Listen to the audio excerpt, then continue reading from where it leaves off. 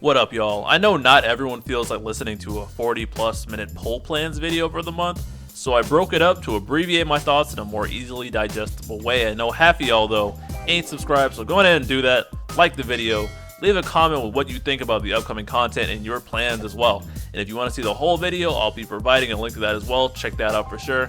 Thanks a million, and now let's get into what you're really here for, alright? Kadaj. Boy, who asked for him? I remember the month it got revealed that he was coming out in JP. Everyone's like, really? Really? Kadaj out of everybody? Let me stop being petty. Advent Children was carried by the action. I love nope, stop. Anyways. Kadaj is a debuffer. He's got okay damage. His thing is that he has a framed debuff that goes up to 5 stacks. First stack is the important one, and it prevents the enemy from getting 50% of their brave, and it transfers all the brave gains to Kadaj. So if the enemy tries to brave gain into 100, they'll get 50 and Kadaj will get 50. That's a cool gimmick, and it goes up to 5 stacks. Defense down, attack down, physical defense down, and then at 5 stacks, Kadaj can do a follow-up on the enemy. The gimmick though is that Kadaj must focus one target. If he targets someone else, regardless if the attack is split or splash or whatever, even if he's doing damage to them, if he's not targeting them when he attacks, the stacks reset and he has to build them all back up. So you're kind of the gimmick. It's called obsession, and it's supposed to mimic like, oh, mother, and he wants to get his mom back. So you got to focus on one target, get him down. It sounds cool in practice, but in reality, it's just kind of clunky, in my opinion. And the other interesting thing that he does is that he frames his debuffs and makes them gold. So we have silver frames, and those usually don't leave cleanses unless it's like some kind of, cleanses silver, but gold frames are just uncleansable. He gold frames stuff when he uses his EX, and this also applies a different debuff called Stigma. It's also brave damage resist down, 20% attack down, and a sap too, which is nice. And Kadaj has an interesting interaction where all debuffs applied by him turn gold. So if you got a sphere on him that inflicts like defense down or something, he'll actually gold that too. And there's an interesting interaction where you can throw an Ultimacia RF on him, which applies defense down, and then you can override the generic defense down that was framed with another one from a call. For instance, Ferris, you can have a gold framed 70% defense down, which is situationally useful. It's not amazingly useful, but is a thing that can be used sparingly. Cool interaction, but I wouldn't necessarily say it's game changing or whatever. It's just cool. Otherwise, his damage is just kind of okay. He's got like I said, the debuff gimmick and the preventing brave gains. That's really the unique thing he does. His calls are more about making sure that his debuff, the anti-brave gain debuff, is up, which is situationally also good, provided you have his EX maxed out. I guess there is a stacking debuff orb in the future, way in the future in JP, where that could situationally be useful.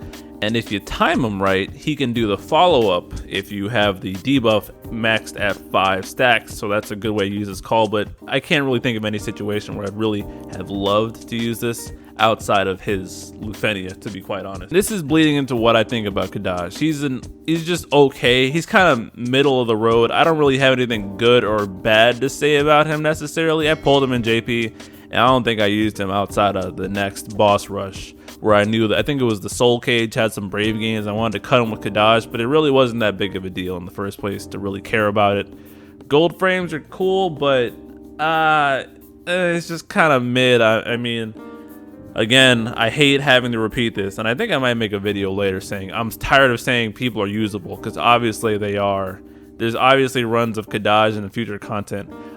This is my opinion. I love his event music. His event music is so good, and I didn't want to pull him initially because I thought the character was whack as a character.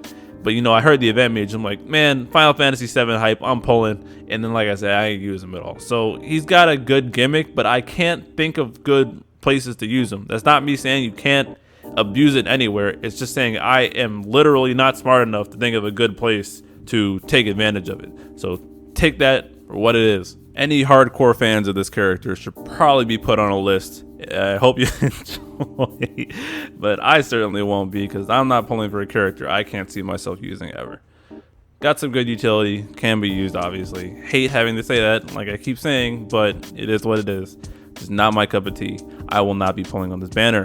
Additionally, when Kadaj's lost chapter happens, Maria comes back with the actually fairly decent LD. She's got a nice utility with off-turn damage, brave gain up, I think. I don't know the exact details or kid, but she's nice. Got a nice call with that HP damage up debuff.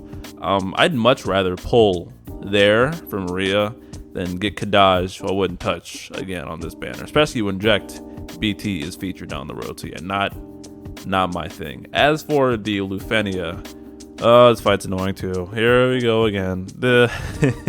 It's a reskin of those Cyclops guys, the one in Dimensions and Entropy 4 that would turn you to stone. And these guys are a little different. I don't know exactly what they do, but they have some sort of nasty recast. And there's some sort of HP staggering you can do to lessen the toxicity of this boss. But I believe it's every 10% HP that they're at. They cleanse all their debuffs. And this is selling Kadaj because he's got the gold ones that don't go away. And the orb, by the way, is increased by 2 when the target has at least 1 debuff. So if they're cleansing all the time, it becomes an issue to keep that debuff up. You feel me? They're thankfully naturally weak to dark, so that helps Golbez be synergy. So if you're not bringing Kadaj and you just want to bring someone who's throwing debuffs out all the time so you can maintain this orb, not terribly difficult to maintain. This fight is not, there's no element issues in this fight. And I think the turns are framed a lot, but it's immune to paralyze, HP silence, confuse, terror, sleep. So this is one of like the 2 terror immune fights in the game going forward. So just be aware of that as well. You're gonna throw out some regular debuffs. Probably Ferris, probably a good pick here. Otherwise, there's not much that stands out to me for this fight. Debuffs praise the fact that we can see HP percentages, time your attacks, and you should be able to do fine. Who am I gonna run? I'm thinking Sarah would probably be fire for keeping up those debuffs, right? Sarah for sure. Trey might get cleansed a little too much for my liking. Maybe, I don't know, definitely Sarah and maybe Ami. Oh, no, they got frame turn, so never mind, that's a dead run. Sarah 9 Squall sounds like a good time, so I think that's what I'm gonna do. Yeah, we'll see how that pans out. Sarah definitely should be a good choice here. And that's it. Hope y'all enjoyed the clip and found it informative. I do try my best, generally. If you haven't already done so, please like the video, comment what you think and your plans, and make sure to subscribe to my channel for more great content. The full video is linked, so check that out as well. Continue showing love. Good luck, everybody. Peace.